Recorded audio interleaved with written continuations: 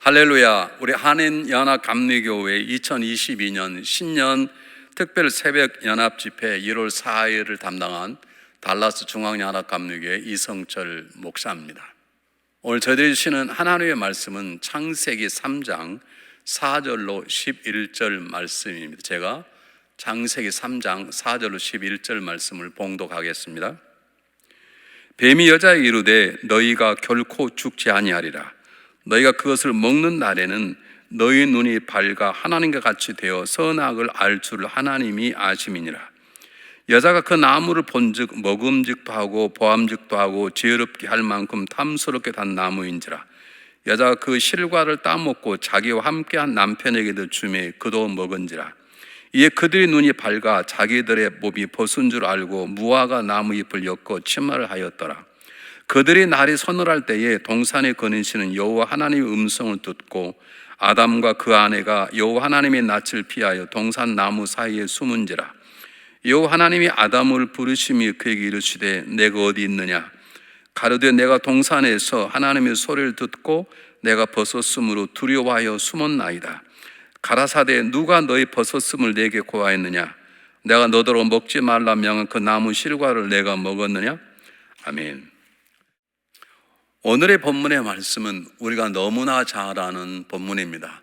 또 우리가 새해가 되면 성경을 되게 창세기부터 읽게 되는데 아무리 읽다가 포기하더라도 창세기 3장을 포기할 수는 없는 것입니다.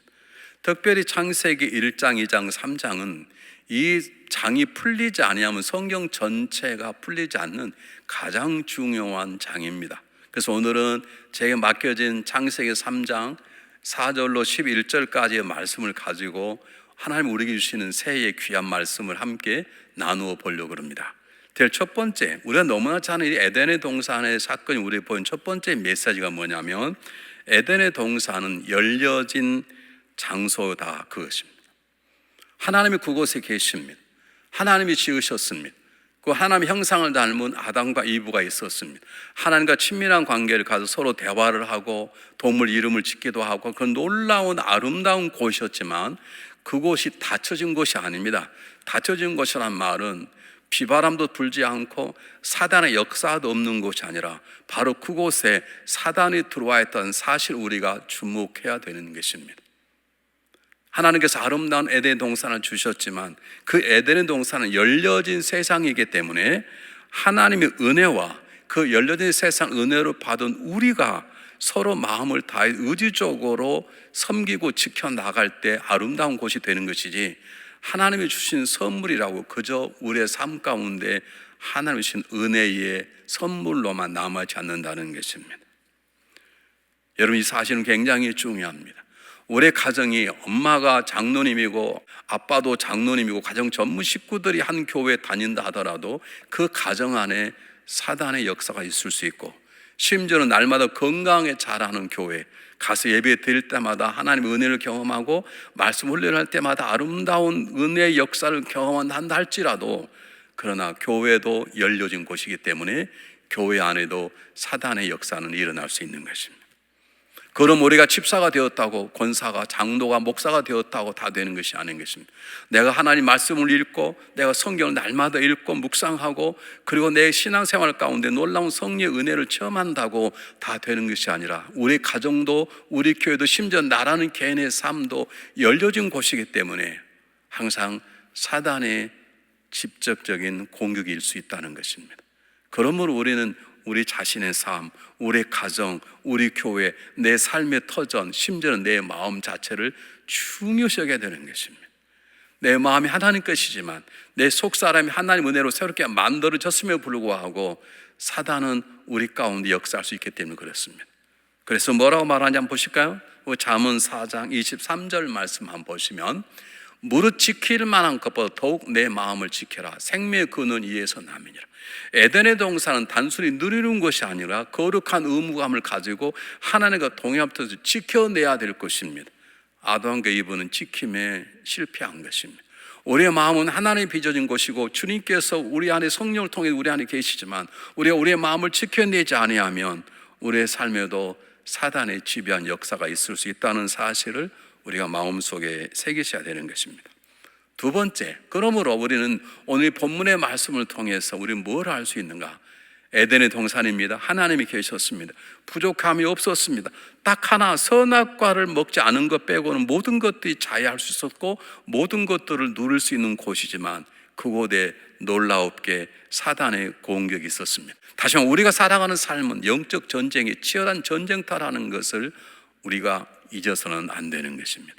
아름다운 것입니다. 부족함이 없는 것입니다. 생수가 흐르는 것입니다. 아름다운 열매들이 맺혀진 것입니다. 사랑의 노래만 부를 수 있는 것입니다. 그런데 그곳에서 사단의 공격을 받아서 아담과 이브가 무너졌다는 사실 앞에 우리는 오늘도 굉장히 조심스럽게 하루하루를 살아갈 수 있어야 됩니다. 두려워 떨란 말이 아닙니다.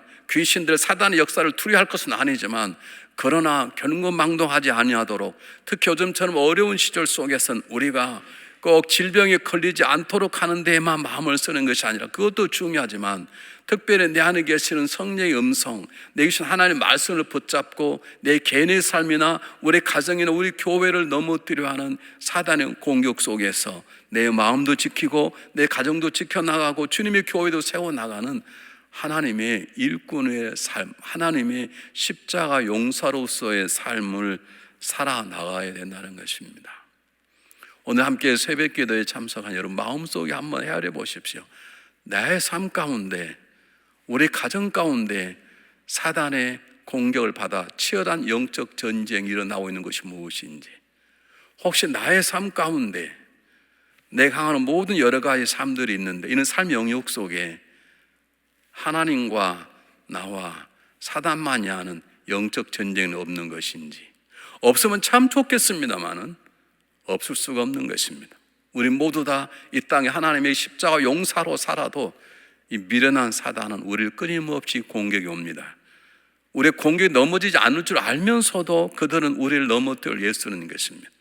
지금 나의 삶 가운데, 우리 가정 가운데, 우리 교회 가운데 우리를 허물려고 하는 사단의 역사가 무엇인지 한번 성경은 뭐라고 하는지 보실까요? 베드로전서 5장 8절 말씀, 우리 너무나 잘 아는 말씀인데요. 근신하라, 깨어라, 너희 대적 마귀가 우는 사자같이 두루 다니며 삼킬 자를 찾느니라. 여러분, 대적 마귀가 우는 사자, 그냥 사자같이 않고 우는 사자같이란 말은 배고픈 사자는 눈에 보이는 걸대로 다 먹으려고 그러는 것처럼 심각하게 우리를 공격하고자 하는 사단의 역사를 지금 베드로가 우리에게 경고하고 있는 것입니다. 한 번쯤 조용히 앉아서 내 삶의 영역 속에 어느 부분을 사단이 공격하고 있는지, 내 가정 가운데 어느 부분이 무너지고 있는 것인지, 지금 잘 자라고 있는 같은 교회 가운데 어느 부분을 사단이 흔들고려 하는 것인지를 우리가 분별할 줄 알고 그와 치열한 영적 전쟁에 승리하는 그리스도의 용사가 되어야 될 줄 믿습니다. 자, 세 번째, 오늘 이 신라곤이라 불리운 에덴 동산에서의 쫓겨남의 사건이 이곳에 있어서 우리가 물어야 될 가장 중요한 것은 왜 이렇게 아담과 이브가 쉽게 사단의 유혹성에 넘어져 버리는가? 여러분, 그곳에는 여러분 선악과만큼 맛있는 과일이 없었을까? 있으려고 봅니다. 그들이 배가 고팠던 게 아닙니다. 목이 마른 게 아닙니다. 그럼에도 불구하고 그들이 넘어져 버린 가장 중요한 이유는 하나님의 말씀을 말씀 있는 그대로 받아들이지 않았기 때문에 그렇습니다. 우리 험한 세상 속에 우리가 성경을 읽어야 되고 성령 속에 깊이 들어가야 될 가장 중요한 이유가 바로 이것입니다. 여러분, 창세기 2장 17절에 보면 선악과를 먹으면 동상 중앙에 있는 실과를 먹으면 정령 죽으리라, 반드시 죽는다고 하나님께서 말씀하셨습니다. 그런데 사단이 물어보죠. 정말 먹으면 죽냐? 죽지 않을 걸? 그럴 때 이브가 뭐라고 말합니까?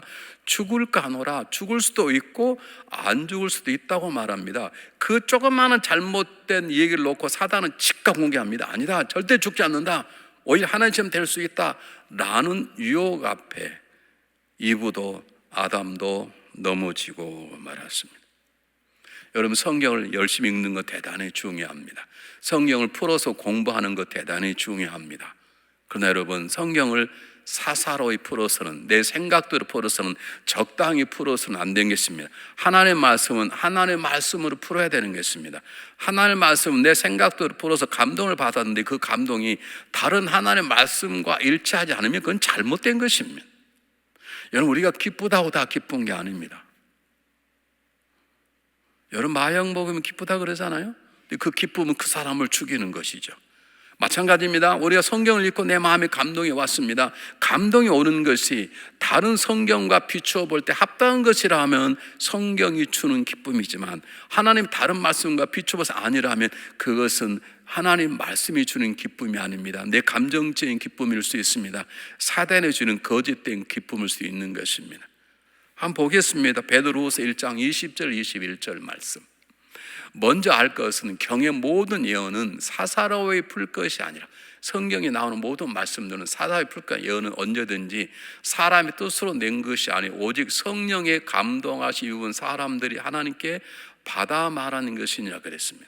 하나님의 말씀을 받아서 성령의 감동으로 기록된 게 하나님의 말씀이라면, 우리가 말씀을 읽고 풀어낼 때 성령의 감동으로 하나님의 말씀을 풀어서 그 말씀이 하나님의 뜻과 하나님 일하심과 일치하도록 하는 것이 중요한 것입니다.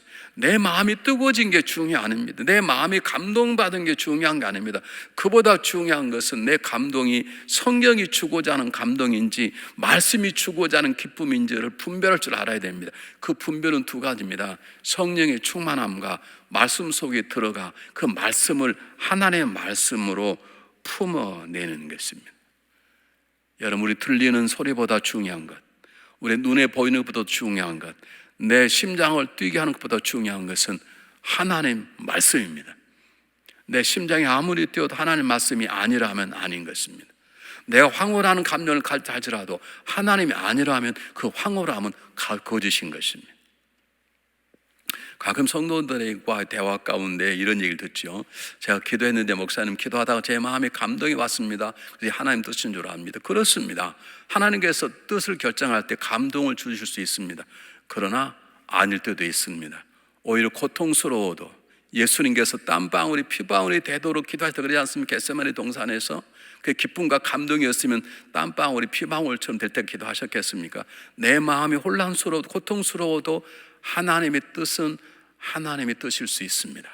그러므로 성경이 나를 살려내려면, 성경이 나를 자유케 하려면, 성경이 나를 십자가 용사로 세우려면 하나님의 말씀을 하나님의 말씀으로 풀어내야 되는 것입니다. 그러려면 그 무엇보다도 성령 속에 들어가야 됩니다. 창세기의 말씀을 출애굽기로, 때때는 출애굽기의 말씀을 레위기의 말씀으로, 또는 레위기의 말씀을 민수기의 말씀으로, 때때는 구약의 말씀을 신약의 말씀으로 풀어낼 수 있도록 하나님의 말씀 속에 들어가는 것입니다. 올해 새해 우리 모두 다 말씀 속에 들어가 말씀을 읽어내고 말씀을 묵상해내고 말씀을 살아내는 그런 신앙인이 되었으면 참 좋겠습니다. 자, 네 번째 오늘 본문의 말씀입니다. 본문의 말씀 가운데 중요한 것이 뭐냐면, 이브가 선악과를 따먹었습니다. 그 선악과를 따먹고 아담에게 와서 함께 따먹게 만드는 것입니다. 이브의 불순종이 아담의 불순종을 만들어냈고, 아담과 이브 불순종이 오늘 우리들의 삶의 영역 가운데 번지는 것입니다. 아담과 불순종의 죄가 자기 아들 가인이 자기 동생 아벨을 죽여버리는 살인극을 일으키게 만드는 것입니다. 죄는 또 다른 죄를 낳습니다.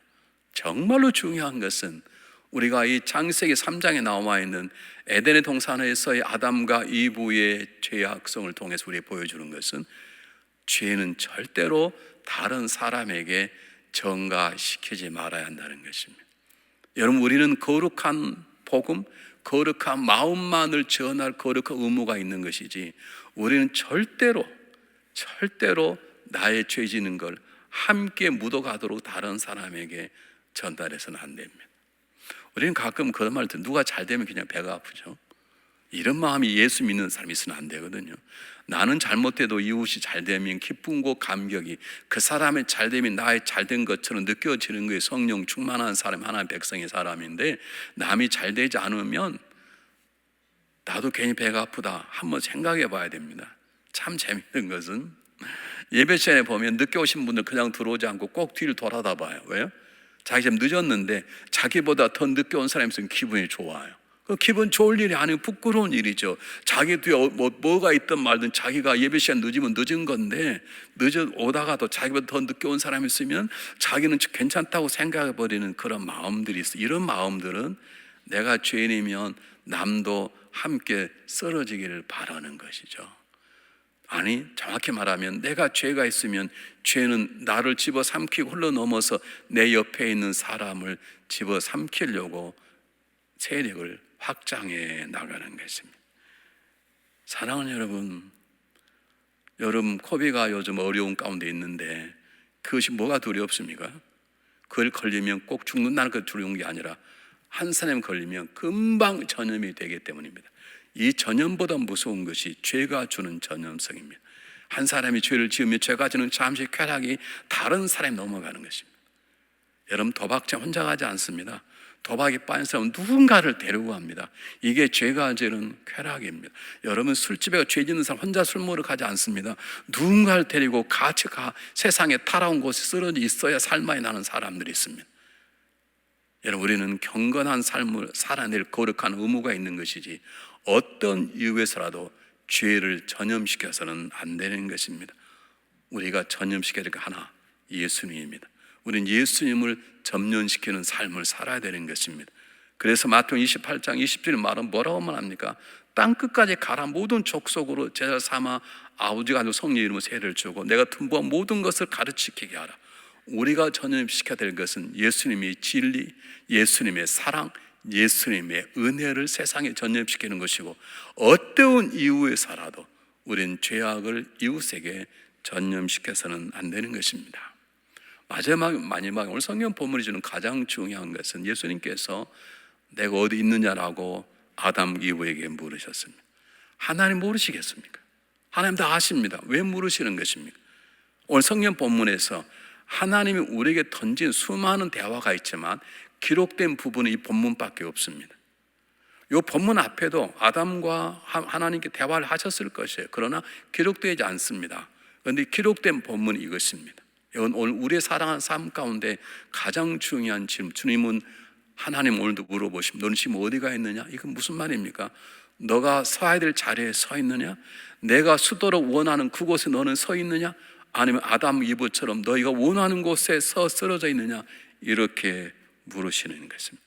그리스도인들은 능력이 많지 않는다 할지라도 그리스도인은 세상을 품어하는 큰 믿음이 아닐지라도 적어도 주님이 물으시면 주님 제가 여기 있습니다, 주님이 원하시는 곳에 서 있습니다 라고 말할 수 있어야 되는 것입니다. 한번 보겠습니다.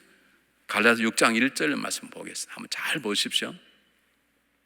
형제들아, 사람이 만일 무슨 범죄한 일이 드러나거든 신령한 너희는 온유한 심령으로 그러한 자를 바로잡고 내 자신을 돌아보아 너도 시험을 받을까 두려워하라. 다른 사람의 죄를 저지르면 그 사람을 이리저리 소문내고 비난하고 깔고 그러는 게 아니라 혹시 나에게도 저런 죄가 없나 살펴볼 필요가 있다는 것이죠. 지금 하나님께서 아담에게 너 어디 있느냐, 그 말은 너 지금 행한 일 뭔 줄 아냐? 이렇게 물어보는 것이에요. 그런데 아담은 뭐라만 합니까? 제가 죄 지었으면 이렇게 말하지 않고 하나님이 짝져준 저 여인 때문에 그런 말합니다. 이분은 뭐라만 합니까? 뱀 때문이라고 핑계를 대는 것입니다. 자기가 서는 현장에 있어서 제가 죄입니다라고 고백했다라면 인류의 역사가 바꿔줄 수 있을 수도 있을지 모릅니다. 지금 묻습니다. 아담아, 너는 지금 너가 얼마나 잘못하는 곳에 서 있는 줄 아느냐? 그렇습니다. 제가 큰 죄를 저지르 이렇게 답해야 되는데 아담은 하나님께서 짝주신 그 여인 때문에 이렇게 됐습니다 하고 변명하고 말하는 것입니다. 아담 예보는 주님이 주신 질문에 정확한 답을 하지 못하고 있었습니다. 어려운 시대를 살아온 우리들에게 하나님 묻습니다. 아담아, 내가 어디 있느냐? 너는 내가 원하는 곳에 서 있느냐? 너는 내가 명령한 일에 순종하고 있느냐? 너는 내 앞에서 떳떳하게 쓸 수 있느냐? 어리석은 사람은 신앙이라 할지라도 사람만 안 보면 별짓 다 합니다. 야, 아무도 안 보잖아. 우리 둘밖에 없잖아. 주님이 보고 계신데요. 하나님 보고 계신데 그러므로 새해에 들어와 우리가 끊임없이 물에 들 질문 하나는, 아담아 내가 어디가 있느냐. 아침에 일어나서도, 오전을 보내고서도, 저녁에 잠자릴 때에도 아담아 내가 어디냐 물으시는 주님 앞에, 주님 제가 여기 있습니다. 아니라면 주님 제가 죄된 자리에 있습니다 라고 진솔하게 대답할 수 있어야 되는 것입니다. 오늘 창세기 3장은 우리에게 질문을 던집니다. 너희 살아가는 삶은 열린 곳이다. 그곳에서 내가 너에게 묻는다. 너가 지금 어디에 있느냐? 진솔하게 답을 해보시기를 바랍니다. 기도하겠습니다. 사랑이 많으신 하나님 아버지, 우리가 아름다운 가정을 주시고 아름다운 교회를 주시고 아름다운 사역지를 주셨지만 그 모든 것이 하나님의 은혜로만 담겨진 닫혀진 공간이 아니라 열려진 공간임을 압니다.